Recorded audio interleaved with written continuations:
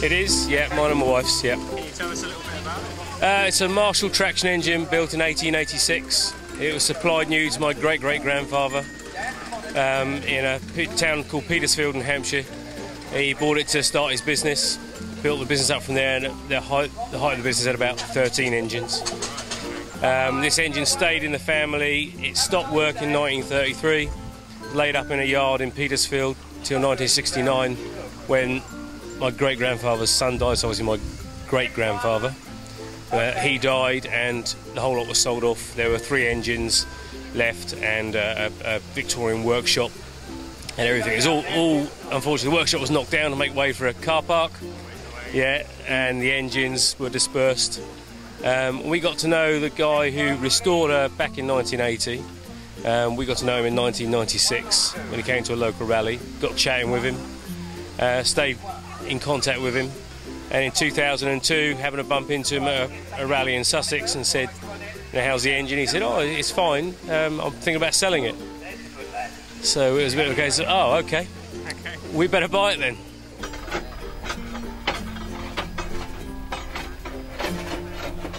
Yes, it's a single crank compound barrel, named Buller after the Cornish general, and it was brand new to Exminster Wood Sawing and Thrashing Company on the 12th of May 1903. And I bought it 99. It was completely derelict, stripped right down, and it's basically had a complete rebuild since then. And running well? Seems to be, yeah, seems to be. You know, we've still got a lot more to do to it, but we're getting there with it now. Yeah, it's on the way up now. And like so many of the chaps here, is this you're keeping this now and it's going to be passed down the next generation? Oh, I dare say, yeah, I dare say. Seems to be the way, doesn't it? Yeah, I think my mate's granddaughter will end up with it. Right. But, you know, she's only 9 at the moment, but she loves it and knows as much about it as we do.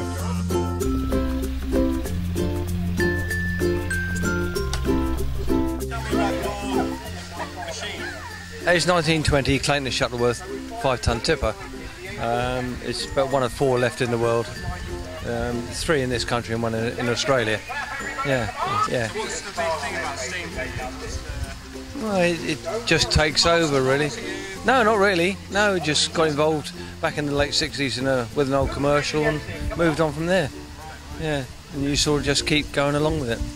Yeah.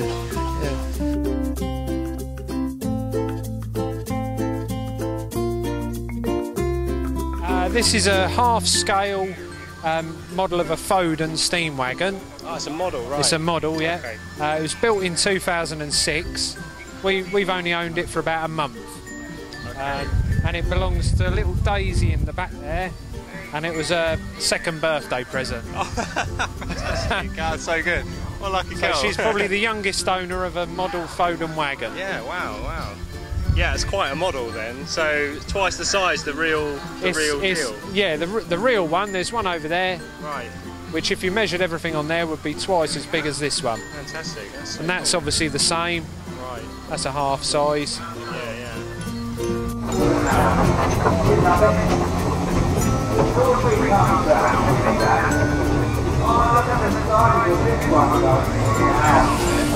wonder if you mind just telling us a little bit about your machine. This is a 6-inch scale Marshall traction engine built from the original 1904 drawings that we got from Reading University. It's got all flanged and riveted boiler, built exactly to the drawings. And is that, did you say 1/6? No, it's a 6-inch scale, so it's 6 inches to the foot. So it's called half size, but it's actually a quarter of the displacement size. It's only half size in linear measurement. So. Right, okay. And you built this completely from scratch? Every part of that was built at our little workshop down at the farm. That's bloody amazing. Yeah, brilliant. As my dad's retirement project. Right, okay. Yeah, and you've inherited, or? Well, no, we built it. No, we built it together. We built it together. But he was an old school engineer. He was a boilermaker all his life. So we got his bucket of brass swarf that he kept for various things, and we melted it down and made his nameplate out of it, and called it Tom. That's the nameplate. Oh, okay, that We named him Tom. Named him Tom. After Dad. Yeah. Yeah. Fantastic. But it drives and it works and it steams exactly the same as the full-size Marshall that we had years ago. Yeah, just on that slightly smaller scale. Yep. Much more handleable, but just as much fun. Yeah, exactly. Yeah. It's the same as a little. This, do you? Oh yeah, we'll be off to the pub on it later on.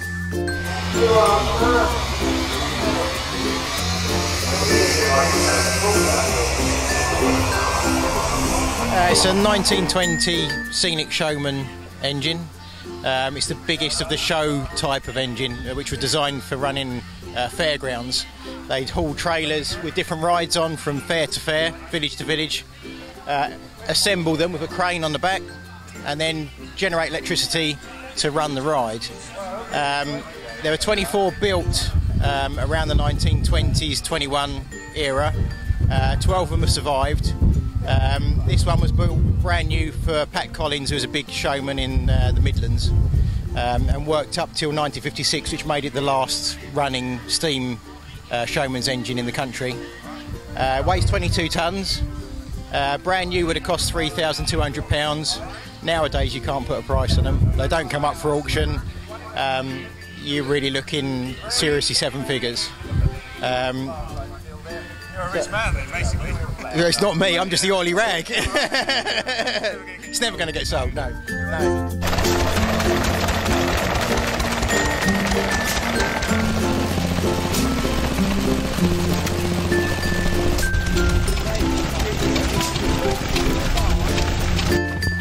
Well, what we're doing is we're crushing concrete ready for a road, as you can see over there. And well, that's about it really. We're just chucking big lumps in, and you've got a set of teeth which are doing a jaw action, which I think is about 10-ton pressure. And well, if I should chuck that in, you'll see it come up. Like little household bricks. It's just like bread and jam, and you do your big bits.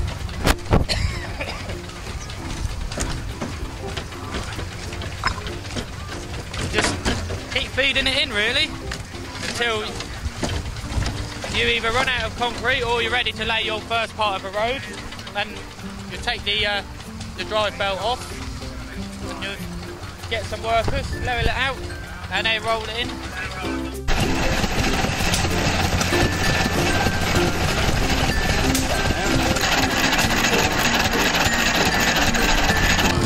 Well, basically what it's doing is it's an early stationary type of combine which sorts your grain out, your seeds, grain, whatever you want to call it, and your straw.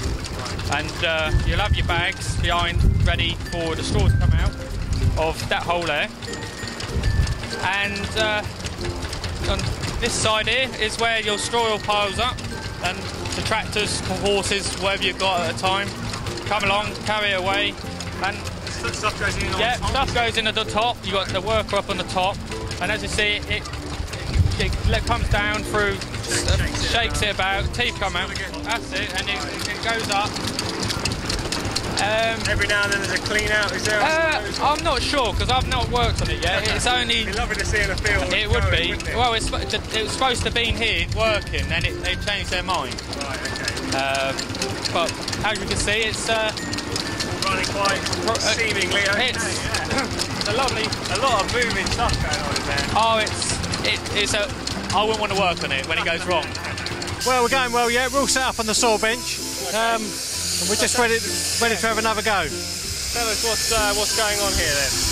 Well, it's a 1905 Marshall portable engine.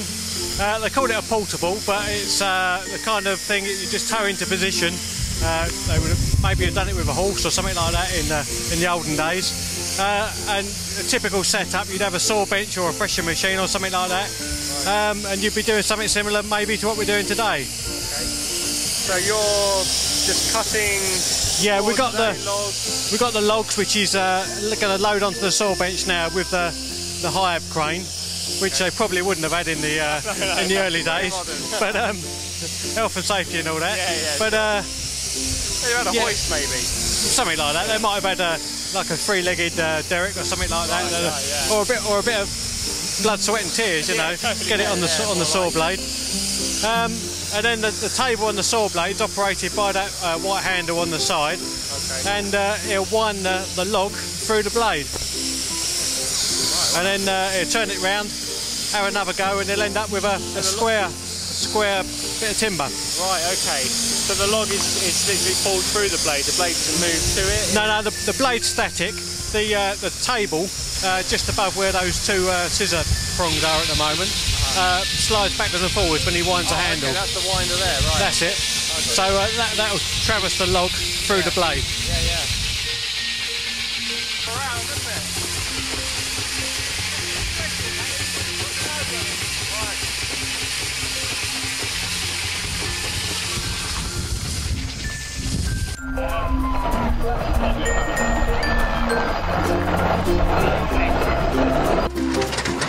Just remind us how old this is. She was built in 1901, so what's that, 113 years old. Yeah. She was given a major overhaul in 1963 and run pretty much since 63 without much work at all.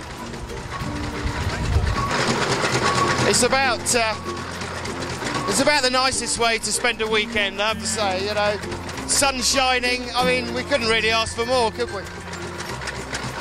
It's that little bit of time that we got an opportunity to take some of the kids and some of the family members around, so try and give them a chance of understanding some of the very basics that will then hopefully sow the seed for them to want to get involved more. So we're definitely coming back next year then? I would hope so.